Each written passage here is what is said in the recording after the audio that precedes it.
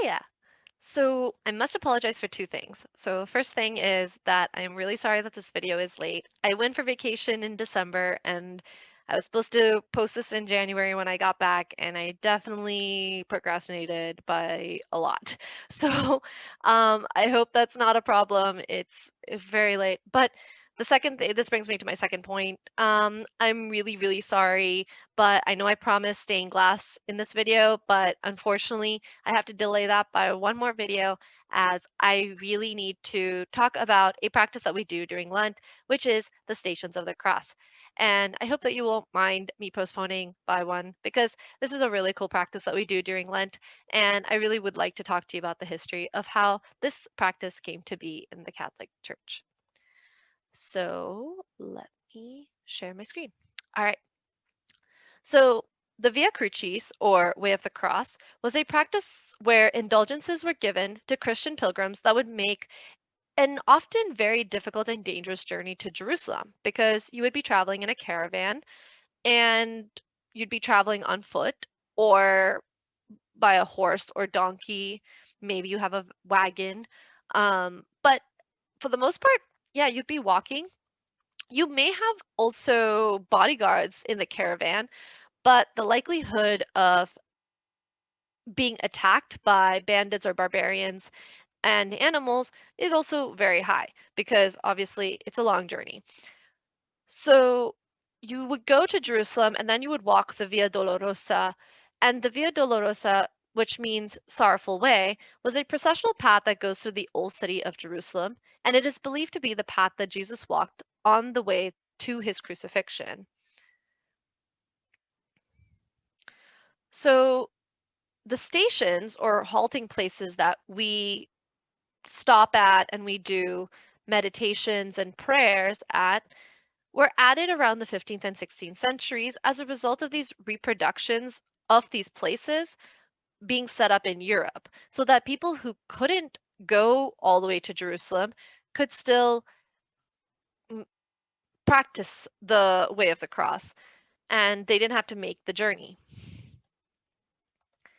In 1686, however, a new practice was introduced. Pope Innocent XI gave the Franciscans the right to erect stations in their churches. Therefore, they and all those associated with them were able to receive the same indulgences for making the way of the cross as those who went all the way to Jerusalem. Well, that's really cool because now the Franciscans have the ability to basically erect the stations in their churches and then be able to do the way of the cross and still receive those indulgences. Well, that excludes you and me and Dominicans and Benedictines and all these other people. So in 1726, Pope Benedict XIII extended these indulgences to all of the faithful who made the way of the cross in a Franciscan church. So that's awesome. So now you and me also get those indulgences. However, this still excludes places where a Franciscan church is not there. So people would have to journey to a Franciscan church in order to practice this.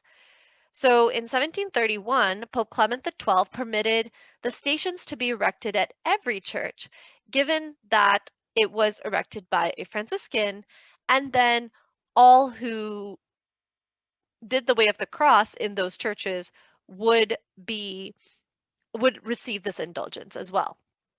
So that's amazing because now we can go to any church and we can do the stations and we would still get it. Well, there was still the stipulation that it had to be erected by a Franciscan priest. So, what about places where a Franciscan priest couldn't get to? Well, in 1862, that restriction was finally removed. And so now, so that to accommodate those places where a Franciscan could not be present to erect the stations. So now all churches have the stations put in and they are legitimate stations. So I've been saying indulgence a lot.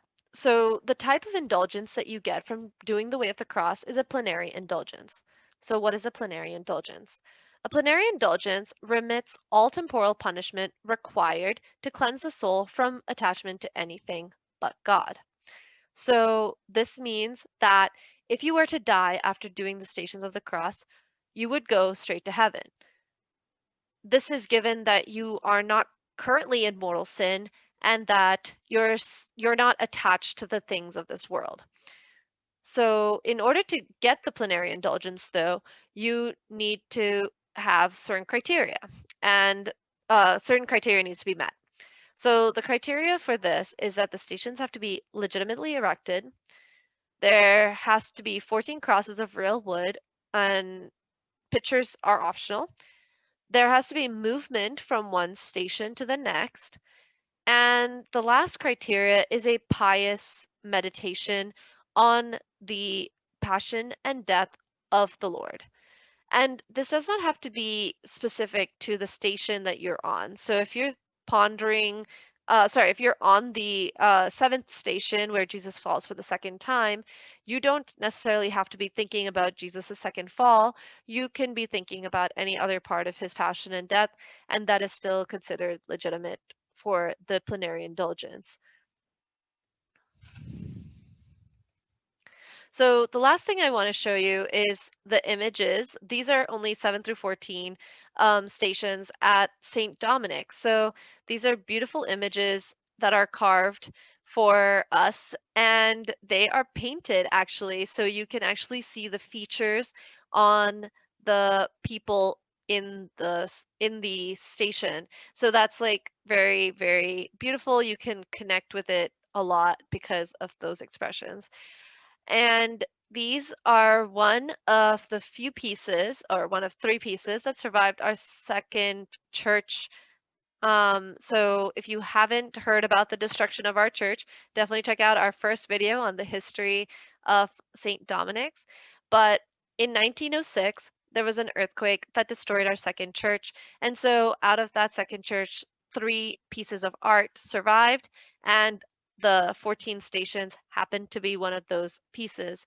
So we actually get beautiful church, beautiful stations out of that second church that were able to be incorporated into our third church, or yeah, I guess the third slash fourth church, depending on how you count them.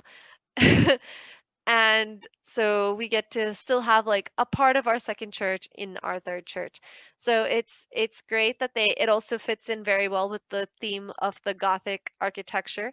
And so, yeah, it's wonderful to have these stations. So it, I'm that's it for my talk. And if you have any questions about the stations or anything you would like to see in future videos, definitely post it into the comment section below, and I'll be happy to address it. In and I promise that my next video will definitely be on the stained glass. It's going to be a bit longer though, because I'm going to be talking about the artist and some terminology. So to get you prepped for the whole set of the stained glass. And so that one's going to be longer, but I'm going to be also trying to get these out every 2 to 3 weeks or so that it's a little bit more of a regular cadence. So I hope that you will stay tuned for those. And thank you so much for watching. And I hope to see you in the stained glass video. Tongue twister. All right. Bye.